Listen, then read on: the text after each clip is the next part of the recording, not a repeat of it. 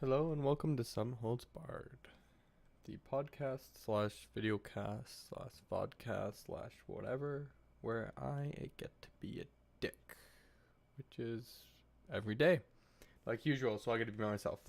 So my friends recorded a podcast the other day, and they posted it, and I've listened to like the first 30 seconds, and it's amazing. So I'm here to review it.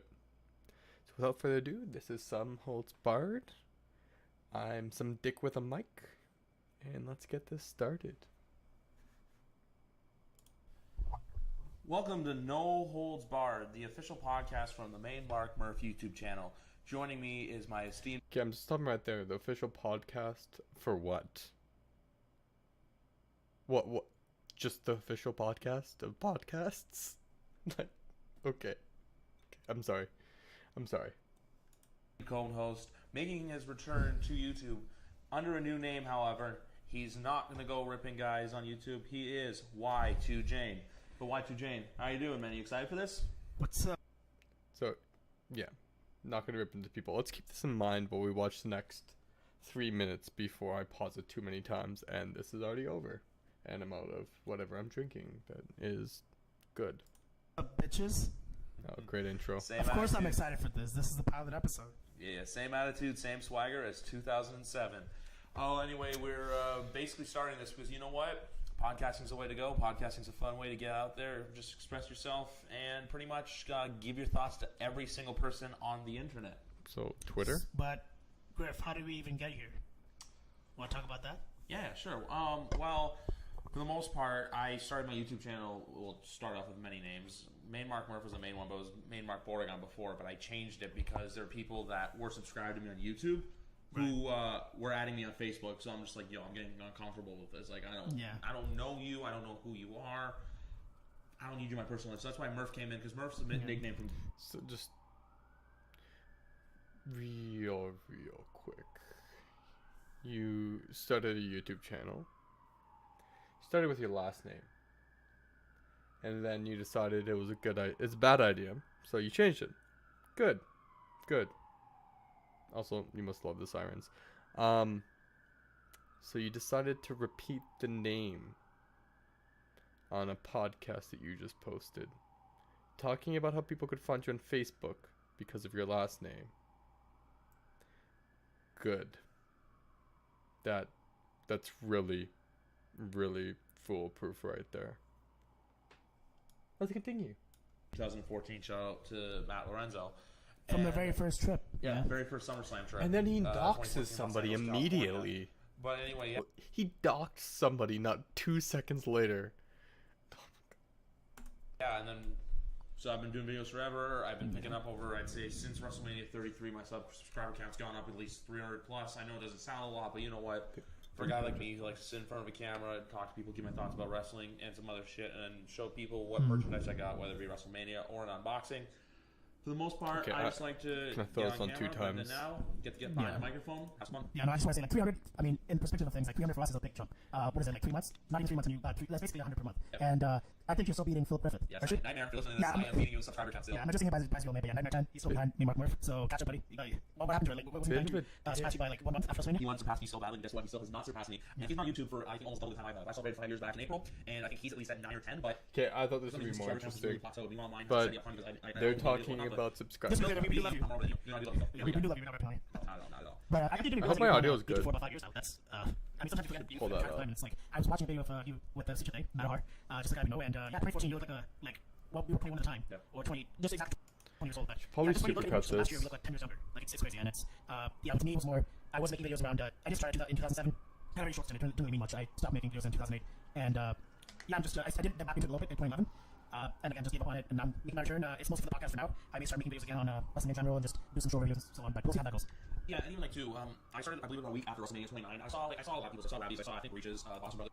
Just real quick, I'm watching this 2 times, right? This whole video is 1 hour and 2 minutes. And that's because they didn't want to feel rushed. Just keep that in mind as we listen to this at 2 times speed and we get to hear information we don't really care about or that has nothing to do with what I think is on this podcast. What is on this podcast? But it's the real question. I was thinking wrestling because obviously that's what they do, but so far they've just talked about their subscriber counts and other YouTubers and how they have less subscriber counts for the first 4 minutes. So let's hope there's some actual content in this podcast. A few other guys, I decided to get on and do it myself, but no, let's put that video trying to go Sakate. I mainly was doing just brand videos, then once Diva started in July 2013, those videos took off. Those unboxings were significantly over between 2011 to about 2013, 2014. Those were the videos everyone wanted to watch. Unboxings, it seems like whatever, like, oh. Why does YouTube not have a faster speed to watch this at? When you got stuff, like, whether it be a title, whether it be a shirt, whether it be whatever the hell you got, even Merch Mania is something crazy because you go away on this trip, and even for the people who aren't there, that's why Mania vlogs are the best because you get, I know I'm buying stuff, that's why I do best. But anyway, with the Merch Mania vlogs and the Merch Mania trip and whatever I'm saying, Merch Mania a lot. I'm actually wondering how they're recording this because I can hear one of them breathing, and I know they have a single $25 mic. And keep in mind that's Canadian dollar mic. Don't forget that. Don't forget that. Yeah. I mean, at first, to be honest, I never really got the point of those, but after watching some of them and like just seeing how there's someone like me who sometimes forgets key moments. I mean, every now and then I don't remember exactly what happened. Just having it all on video and just going back and watching and all the fun times and everything, like especially with a great trip like WrestleMania 34, which was an awesome trip. It's always good to just go back and. Did they not center this audio? Did they not center this audio? Hold on. Hold up. Is this my headset or hold on? Let me just play some music for 1 second. Oh, that's not playing back to the right. Give me 2 seconds. Hold up. Desktop settings. Playback. Let's just play it back to the road. The little X button. They didn't center their audio. They didn't fucking center their audio. Oh my god, they didn't fucking center their audio. Oh. I'm sorry. I was like, why do I only hear it in my left ear? And it's like basic ass bitch shit. Like, center your fucking audio, because all I hear is DJ in my left ear. Okay, let's go. I expect much time. There's probably going to be watching all those throwbacks. So believe me, like between after the Royal Rumble till before I left New Orleans, I was been watching everyone. I was watching the Rumble back from Dallas, Orlando. I was watching PTBs. I was watching Rabbies. I was watching. Oh, who else was there? There's a few other people out there that I was literally googling day in the life for WrestleMania just to see other people. Like some people who may have some subscribers, people who have other subscribers. Something I watched actually just came back YouTube's Hassan Slicer. Basically, yeah, even New Orleans too. Like, I was going back and watching some of the vlogs and just being like, holy shit, that happened or this happened. All in part to say too because I was pissed off on Bourbon Street and some of them. Okay, so definitely TJ's on the left side and definitely Griffith's on the right side. So I guess they were just really talking to each side. Did they think it was omnidirectional? I can't speak. I stutter. It happens. Whatever. But yeah, omnidirectional. Yeah, no, definitely not for $25 and definitely not centered. But no, for the most part with those vlogs, even too, like you're saying, like that, there's certain things that you just remember where you're like, holy shit, that happened. Even though, you know, the weird thing about everything is I don't go back and watch my own stuff. I watch it back when I'm editing it. I don't watch it back when I'm editing it. I'd rather watch like someone else's vlog to see like their perspective of the trip because I saw the perspective of my trip through my eyes. Even sure, like for example, the first time like Lorenzo's their vlog. He saw his perspective through his eyes. No, you just saw your perspective because it's your perspective. Do you know how?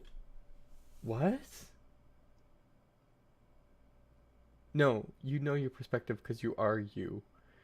I'm glad you're not egotistical enough to watch your own shit over and over again and be like, damn, that's good. Killed. Was 43 minutes. I'm not gonna make it through this. I'm really not. I'm out of beer. God damn. 9 minutes. I know they're saying I would only record in Bourbon Street, but at the same time too, I was soaking in the atmosphere, soaking in the environment. For as much as I love recording, sometimes too, you should have the camera away and just be like, you know what? yeah, Enjoy the moment. and that's why I feel like for someone like me, I'm probably not gonna be ever that good at day in life videos because as much as I'd like to take pictures and maybe snap something and take a couple videos here or there, I don't really record. I'm not gonna record like 5 minutes, let alone 9 minutes or 43 minutes of it. It's just gonna be too much on my phone, and I feel like I'm not really getting. If I'm in New Orleans or like anywhere, and I'm looking at everything through a camera, I don't feel like I'm really there. You know what I mean? I feel like I'm still missing out on something, and just like I said, soaking in the atmosphere, just being on Bourbon Street, and just the fact that you. Like we talked about earlier, like I'm actually sure we talked about this. When I was on Bourbon Street and I was on this balcony of a restaurant, and I built beside the whole time for like about a good 5 minutes. It was Liv Morgan, and I didn't even realize that. The Swamp, I believe, is what it was called. That was probably one of the greatest nights. Was it the Swamp? Yeah. And actually, it's funny because that's a fitting name because that's what happened right after I noticed Liv Morgan. I saw Bray Wyatt and Jojo just standing just about I would say maybe like 10-15 feet down from me, and they were there for a while too. And I didn't realize that people were marking off for Bray Wyatt, and I was like, wait, that is actually Bray Wyatt and Jojo. He's pretty open about his relationship with her. And fun fact about Bray Wyatt, he does not like to be video recorded or taken pictures with or taking pictures of when he does have alcohol in his system. I remember Alex went up to him asking for a photo. Right away, he's like, nah, man, not right now. When he had a buzz going on, everyone up there literally was having a good time because when you get wrestlers in that chill environment, there's two things. One, they're having a good time, and if you can get their trust, it's fine. Like I remember we were talking to Liv on Bourbon, and someone went up to them with like someone like in the vicinity, like there's a video camera, and I remember they like kind of silenced out because I feel like in that environment too, they are vulnerable because they feel like, oh, I gotta watch my reputation because of what I am. I don't want people going on the internet seeing videos of me all intoxicated. So I like, you want to make it, I'm seeing Bray Wyatt looking at Dick and not being like there, but at the same time you can understand, look, man's out, he's having a good time, respect him. Well, I mean, especially like it was already bad enough with how things were, but the whole accusing people wrongfully for all these things, and after what happened with Enzo Amore, with that one chick in Phoenix. Yeah, you gotta be careful. Like, I don't blame Bray Wyatt at all for not wanting to be recorded while he's drunk. You never know when someone's gonna record you while you're saying something and twist it and make it one of those sound bites, and he can say one word and it just didn't come out very well. So I completely agree with it. I don't mind it. I mean, if I was a wrestler, I'd probably be careful about you. But you know what I really like about it is that he is a heel. He's supposed to be a bad guy. So, and I kind of miss the kayfabe days too. So when I see, like, for example, Velveteen Dream, he was on Bourbon Street. Sorry. Okay, so actually some good points, I guess. No, they are. I mean, basic as they be, it's nice not to be recorded by people wherever you go. It's called being a celebrity. It kind of happens. Being intoxicated, you may say something you don't mean. Just don't record other people. Good idea. I mean, a photo maybe, but like, really, when we're intoxicated, we look like shit. So, I mean, well, let me just throw a real quick Snapchat up and then, like, just put whatever tag I want. And then just, post to social media, throw it into that community. Because, like, a small community like that, a good snap or a good post can go a long way, even if it is false. That's fair. No, that's it. Sorry guys, when we hang up and press the just hang up button, but we record in a not good. Yeah, you know what? We're gonna get a break with a phone ring. Wait. Yeah. So just to Wait, who's in the background? Referee. Oh, it's Conrad. So it's basically 15 minutes into it. 10. It's actually it's just 10. It's just 10. Yeah, I do miss the days of kayfabe. So, like, for example, like I was talking about Velveteen Dream. I think you remember when on Bourbon Street, he would not take pictures with anyone. And, Yes, I do. Yeah, and he would just tell them no, and he wasn't like This is gonna have to be wasn't edited. character, and that's sometimes I miss that, right? Even if you're on the street and obviously he's partying with his colleagues and other wrestlers. At the same time, yeah, if you're a heel and you don't want to take pictures with me, I'm completely fine with it. I'm not gonna hold that against you. Also, even just for now. If you're not a heel, I mean, if it's like John Cena, for example, being a dick, I mean, I guess everyone has their options. Yeah, Sasha Banks is really nice to me, though. I mean, I guess there's certain wrestlers that don't want to be bothered outside. Apparently, it's another one, and the Usos are. I know that from personal experience, actually. Well, with Seth Rollins, he was actually very nice to me. So again, it's how you approach him and it's when you approach him. Right? Seth Rollins says that don't approach him at 4 a.m. in the morning at the airport when he's like, just about to catch a flight. That makes sense. You can't just go up to someone at 4 a.m. in the morning and they know what these bars do, right? For example, when they sort of, just go on. Yeah. Don't bother people at 4 a.m. Got it. That's a good rule. Don't bother me before noon. Don't bother me before coffee. Just don't bother me. Really. But, I mean, it's great that Seth Rollins was nice to TJ at some point. Put on a face, put on a smile, look good on Twitter. I don't know. Don't worry about that. Let's start with if you're going to be having intel of flights and stalking them at airports and whether they're getting their baggage and stuff like that, I completely understand if they're just not into it, right? So with Yeah, no, they're not into you being a stalker. It's great when you're not a stalker. Don't find their hotel room, send them a gift basket full of, like their favorite chocolate and whatnot. I mean, it might go, might go over well if you're a pretty girl. I mean, I think. I don't know.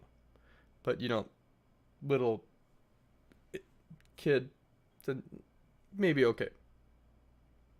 You're a 20-something-year-old. Maybe just back off a bit. Yeah, some wrestlers just want to meet you when they're supposed to meet you and don't want to be bothered outside. That's completely fine. I mean, I think you should respect that. They don't really. You have to remember, they are doing you a favor if they're going out of their time in their privacy to take a picture with you, to talk to you, and stuff like that. So you have to respect the fact that they are doing you that favor. Just like some people feel like they're entitled to it. I mean, I can't really agree with her. Can't really agree with that over there. So. But even too, like when I'm saying whole stuff about like Sasha and Seth, like there's obviously situations where you don't go up to them. But like for example, when you hear the stories, like I heard about the wrestlers trying to Philly and Sasha brushed off a little kid for a picture or not or a picture with one, or even the situations too where she was clearly going out of her way to avoid people at Hotel New Orleans, which had that veil around her face. Like it's like things like that. There's like draw a negative reaction out of me. That's all. But like even to Seth Rollins, like I'm not saying he's a dick right now. I know he's a nice guy. The only people that had a problem with meetings were the Usos because I tried going up to the hotel in Dallas and they literally no-sold me. But with Seth Rollins, though, like I met him 2 access of it. I met Sasha 3 times. I met Seth Rollins twice. They were good both times. Seth Rollins has a great photo that Justin Bryan took and Real quick, two things real quick. One, they don't owe you shit. They don't fucking owe you shit. These people, they want their own privacy. They can't go out because someone like you is gonna run up to them and be like, "Can you sign this?" I mean, it's great because you see them and you're lucky, but this is every day for them. Like, if they don't want to deal with your shit, they don't want to deal with your shit. They just want to live their lives. And 2, once again, name dropping, doxing my friends. Like, real quick, you didn't want people finding your account, but you just full named my friend. Like, are you kidding me? Man. then Seth Rollins just looks sad and miserable, but he's playing character. But even too, like apparently when you meet Kevin Owens, like he's in character. When Chris Jericho was a heel in 2016, that feud with AJ Styles, he was in character at Access. Something that I read on the streets, like I agree with you too. At the same time, too, where kayfabe pretty much is dead, and I believe back around March it was when Roman went back to Gorilla and they showed Gorilla and Shane was there and all that stuff, that kind of breaks the fourth wall. People seeing it like, what the hell is this? We all truly know that it is Gorilla. Like, we all know backstage secrets, we know everything. Like, at least it turned that into a storyline though with Shane and Gorilla. No one's mentioned the next night on SmackDown, and it's like, oh, you're with your little daddy over there on Raw while SmackDown's in shambles. So, I mean, if you're gonna do something like that, at least turn it into a storyline. That makes sense. But yeah, like for example, like what Conrad asked about John Cena. The thing with John Cena, it's one of those situations where I mean, he could be a very nice guy, and he probably is, but a lot of the Make-A-Wish and charity stuff, we know it's all for marketing. Sorry, Stephanie McMahon didn't even try to be subtle about it. She tweeted saying that philanthropy is a future of marketing. And even too, they associate themselves with a cancer charity that literally provides no money into research of the actual disease. Susan G. Komen, we know the CEO makes $600K a year, and it's all basically towards like fundraising and all that stuff. But with John Cena too, at the same time, I believe like a lot of them who do Make-A-Wish, especially again because how big is with charity, I don't believe it's all. I know you've only seen it, but like, I don't think it's BS. I don't think it's marketing. No, it's not all BS. No, but I think it's actually they do it other times. So like when you meet Make-A-Wish, you're not gonna be a dick, even if you are like Jericho or Sasha. Yeah, just like this is no like I completely agree that he's probably a very nice guy. He probably means most of it. But I mean, basically, if I had to put it in a way, I would say, hey Sam, how you doing? Sorry about that. But you know, yeah, all I want to say was like, okay, let's say he's granted 600 wishes, right?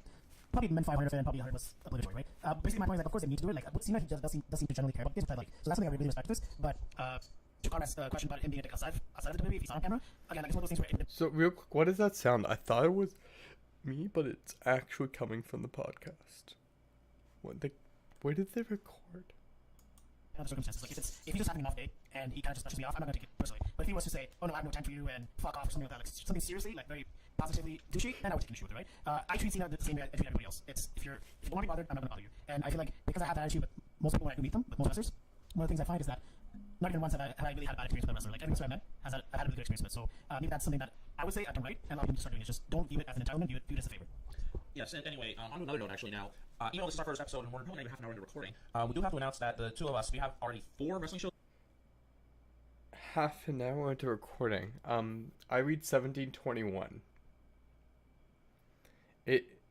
Okay, so they must have thought this podcast was 4 hours. Yes, I doubled what the actual math is. Don't worry about it. 4 hours. They thought they were going off. It's gonna be a hit, man. It's gonna be a hit. Everyone's gonna listen to all 4 hours. Plan for this coming summer. Crazy. At normal speed. I'll let TJ say the best for last. I want him to talk about it. But we are going to Monday Night Raw in Buffalo, New York, at KeyBank Center, Monday, July 16th. If you see us, come up and say hi. Even though I don't know how many people are watching this, but still, if you want the podcast by then, thank you for the attention. And also, too, the week after SummerSlam, WWE is running dual night shows at the Air Canada Center. Monday Night Raw on August 27th, and the following night, August 28th, SmackDown Live. SmackDown, we actually have great seats. We're on the floor, 6 rows back, 3rd row low because of the barricade situation. We're in the crowd for Raw. We're going with the Yo Man Savage and Ish Jane, where he puts Raw under siege on a weekly basis. I was gonna say, you don't refer to it as SmackDown Live, you refer to it as a Savage show. Yes, but anyway, we're going to all those 3 shows, like same thing too. More name dropping. Still available for all. Tickets.com or KeyBankCenter.com for Buffalo, and Ticketmaster.ca for the shows in Toronto at the Air Canada Center, but soon to be renamed Scotiabank Arena as of July 1st. Were they paying you for all this advertising? No, I'm just doing them a favor. But the best show we have until Sunday, July 22nd, there's another show. Those plugs though, just real quick. I'm doing them a favor. Yeah. Okay. Yeah, you're doing them a favor to the. I know, like wrestling is probably big in Canada too, but 30-40 million versus. Actually, how many people in the States? I know we're not even bigger than some of their cities. So real quick. Ignore my clicks. Yes, I don't know the state's population offhand. 325 million. We're 1/8, 12.5% of the states. So there is about it's obviously 12.5. So, but like 1 in 8 chance that somebody who's listening is from Canada. I know Toronto has a high population versus the rest. So 3-4 million is about 10% of the population. So you're hitting about a 1% chance that somebody's gonna give a damn. Well, I said Toronto. I'm talking about GTA, Ontario in general. You're hitting less than a 1% chance that you're plugging for somebody changing their arena name. Like, come on. How many people here are gonna listen to your podcast are your friends and me, who I guess is your friend? Let's continue. And over to Y2. Yeah, we have front row seats for the biggest event of the year.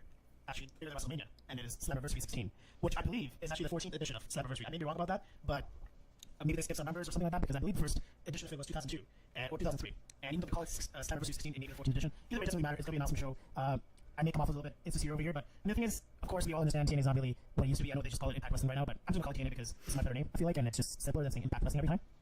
But going back to TNA, I did watch them quite frequently back in like 2008 until 2010. And I believe 2010 is when I started watching 2010 is when I believe they really did drop off a lot.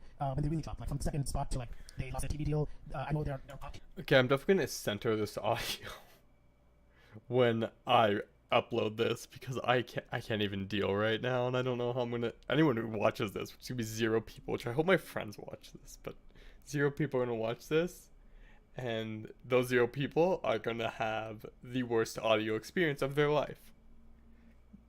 But you know, okay. In the States right now. I believe so. Fight Network up here, but also too, like I was like, because the late 2000s, we can call that now, is pretty much when the golden age was. We had everyone, but then I feel like in 2010 when they actually started competing up against WWE, they run that show where they had Jeff Hardy debut, they had Hulk Hogan, Ric Flair. Yeah. When I feel like they did that, to me it felt like, oh fuck, I don't know. Like you're trying too hard. Like when you're trying too hard, you're premature. You're trying to compete against something. You gotta be your own brand. Look at NXT. Even though NXT is WWE affiliated, and also better example, ROH. They do not go up against WWE. They're just out there to prove themselves as their own. Even though I'm not the biggest fan of ROH. I'll admit that. I'm not like a bullet hole marker. A lot of people I know, but still, what they're doing for All In, I have to admit, is great. Like think about it. 3 guys are setting up to perform a show in front of 10,000 people. For tickets to resale before going for $1,000. That's pretty goddamn impressive in my opinion. Even though I know you do not like Bullet Club, I still give props to the guys. Yeah, the thing is with competition's always good. That's what I like. You know, it doesn't matter if I agree with people, if I agree with the company. Competition's always good. That's something that we've lacked ever since TNA did lose that sort of mainstream appeal about themselves. Okay, I'm gonna be real. Like, my buzz is wearing off. I'm only 20 minutes in.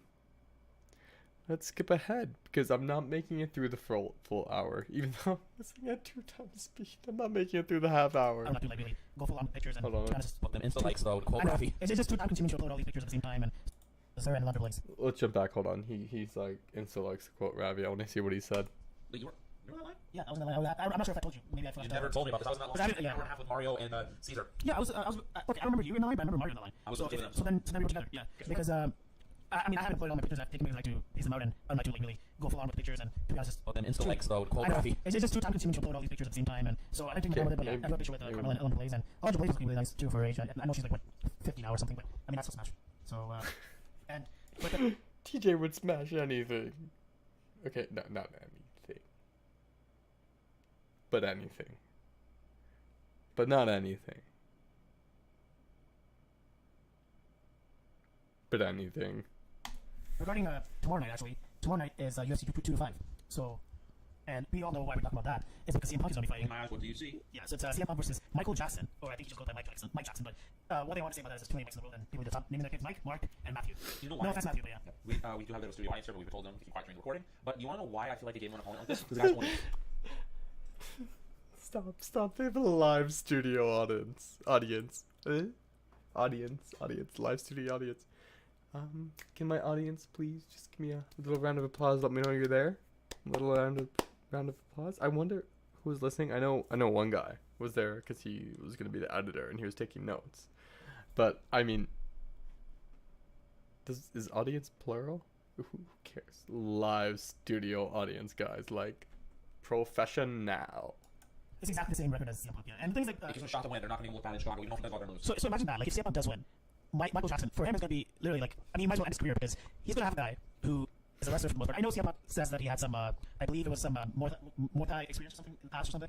I know he has some MMA experience, like very tiny bit, but to have a guy from the WWE who's also a lot older than you, just come and beat you after losing the way he did to Mickey Gall, who else he was on a fit opponent. I don't think he should have ever faced Mickey Gall because I know Mickey Gall called him out and everything, but Mickey Gall Paul was was way more experienced than him and had a lot more fight record than him. exactly. Okay, I can't. This is actually talking about wrestling, and I have no clue what to say about it. Away. And also, too, with that whole thing about rumoring thing with Brock Lesnar. Because we know that Brock Lesnar's going to fight in UFC again. Why? Because Dana and Vince know that he's an attraction. Even though he barely shows up and is probably one of his title and his past year has been ridiculous. Why do you need to be over a year with that title? As much as I don't like Roman or I don't have an opinion on the guy like Boom, just give him a title already. Like, we know the gender feud. It's like bringing the Shield back. Especially after you hear about how he's still going to win it at SummerSlam anyway. Yeah, it's Rollins and Meltzer. Oh, no, it's going to be Roman. So guess what? You're going to SummerSlam and NXT TakeOver. It's going to be better. Yeah, and things with Brock Lesnar. I mean, going back to that, just a little caveat on the title ring. I feel like if you are going to be a part-time champion, it should be something like what The Rock did. It doesn't have to be as short as Rock was, which was only about 2 months. But Rock is every other week, or every other week. Look, Yeah. Ronda Rousey's having Ronda Rousey. You know she's only wrestled one match. She's on television every week. The only time I think she's missed a few. she missed one, I believe. She's a couple in Road WrestleMania. And she's missed one since WrestleMania. With Ronda Rousey, though, I don't actually mind her not be. I feel like she is. I'm going to sound like I'm contradicting myself over here because of Brock Lesnar. But like, she's not the champion, right? So I don't mind her just showing up once a month as long as she's not the champion. Going back to like what I was saying with The Rock, if you're going to be champion on a part-time basis, you want to make it maybe 4 months max. Don't be a part-time champion for over. Whereas it's going to be 16 months by the time SummerSlam rolls around. He's going to be champion for 16 months. So that's a crazy amount of time. I mean, it's holding back so many guys. Finn Balor couldn't get a rematch because of it. You know, I could go on a laundry list of reasons why that should That's a happen. ridiculous excuse for a rematch. He didn't even generate. No, He he lost didn't it in a minute and a It's- half over to set up Brock Lesnar. It's kind of like how going back to the whole Roman Reigns thing. I finally brought the Shield back. Yeah. And it's like, for example, too, when John Cena feuded with Kane late 2011, early 2012. Good God. I'm only saying that too because you know that filler feud. Like even now, with, another guy, you're probably not gonna like the whole feud going on with Jinder Mahal. Or Jinder's probably gonna get a clean victory over him. We'll get into that next week's show. But Wait, Jinder also going to get a clean victory over Roman Reigns? you know why? Because they're gonna make him look vulnerable and weak, like you always have to do. It's like look at it. They did with John Cena. John Cena got the shit beat out of him by Kane. He won that stupid ambulance match right before WrestleMania and make him look strong. So guess what? You're probably gonna Roman lose it Money in the Bank, win in Extreme Rules. Brock's gonna come back, make Roman look strong. Yeah, I figured that's what's going to happen. I'm not sure if it's going to be a clean victory, but yeah, I mean, obviously they're going to give it to Jinder, especially because it's in Chicago. I think they'll just throw that bone to the crowd. I love when they troll Chicago fans. Honestly, it's great. Well, I mean, I think they're going to get them with the one on that night. I think they're going to have Okay, I can't. I fucking can't. How does this thing end? Hold on. 1 hour, 1 minute. No. I can listen to the last 2 minutes. I can do the last 2 minutes. I can do. Let's see. About that one. That's something you hang on the shoulders for the rest of your life. Yesterday, seeing him happy at his just moment where he was just so enthusiastic. There's nothing like it. It was a priceless experience. one last thing I want to say also is I know Ivan Prakash mentioned that Sidney Crosby's still better. Okay, I think they're talking about hockey, but also name dropping again. Let me hold on. What the full names? The full names. They didn't go unless they go their YouTube names by their full names, which I guess some people do now. But still, why? Hold on, let me jump back and see if they're actually talking about like hockey. People are going to go, what's going to happen? And also look out for what happens. And the big drama we'll be following really is the, not free agents yet, but what the big free agents are doing, that being Austin Matthews, Mitch Marner, and William Nylander. Three kids, I should say, because they're still pretty young guys, but their wallets are going to be heavier than all of ours combined within the next 6 weeks. Yeah, it's pretty crazy. And I mean, I'm just glad for you that the Caps won.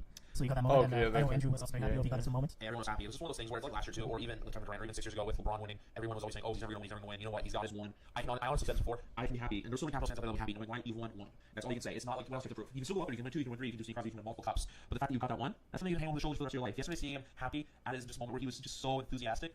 There's nothing like it. It was a priceless experience. One last thing I want to say also is I know Ivan Prakash mentioned that Sidney Crosby's still better, so we can maybe have a conversation about who's better, Crosby or Ovi. So I know because it was been going on since 2005. Is it because I saw like 10 Facebook statuses about it? I didn't know that was actually a thing. So there's a lot of people out there who do Ovechkin just because he's a little cocky, he's a little brash. You know what? He's just got a Russian swagger to him, and he's on that Russian gas. But you know what? People are going to pick Crosby because of the Canadian side of things. I like both guys. Why? Because Crosby's won Canada 2 gold medals, including that iconic 2010 overtime winner in the gold medal game in Vancouver against the United States, and 2014 against Sweden and Sochi. But Ovechkin is just one of those guys that it's just still finesse. From the second I saw him play, I fell in love with the guy, and basically through him is the reason why I'm also a fan of Washington Capitals. Don't at me. But anyway, guys, that's going to wrap it up for this week. If you listen to the whole thing, thank you very much for watching. Like it, subscribe, comment what you want if you're excited for this stuff. This is episode 1 of the journey. The journey's just beginning, and we're looking so forward to where we're going to be going. Oh, and also before I forget, the Patreon link is down in the description. So if you guys do enjoy the first episode, which I'm sure you will. So yeah, I just thought because we don't put it in there, but it doesn't matter. It doesn't have to be in there. But anyway, guys, we gotta go. It's Friday, June 8th when we're recording this. We gotta go watch. Get ready for these. Well, anyway, guys, if you listen to this whole thing, thank you very much for listening. Subscribe to the Main Mark Murph channel. We're going to be great content, both video and audio with the podcast. Subscribe because I'm trying to get that 1K. Comment what you want to see. And also, as always, thank you very much. And now we got to go get ready for the Steph Curry Kevin Durant victory party as hopefully the Warriors do sweep the Cavaliers tonight. But you know what? All looking forward to great game of basketball. Join us next week where we're going to be delving into NXT TakeOver Chicago and the Money in the Bank pay-per-view. A double whammy for the Windy City. Anyway, guys, I'm the Main Mark Murph. For my co-host, Y2 Jane, thank you very much for listening, and we'll see you next week. What is this? What? What? What is this? What? Why is TJ's thumbnails? Okay. So, seemed like they stayed on topic. Once they got on topic, great. You're talking about hockey and basketball, whatever. They're actually going to do a separate segment, I believe. I probably won't make fun of that one. Probably. Griff is great with stats. I'll tell you that much. Because he was just running off these stats about Ovechkin. Because he is in love with Ovechkin.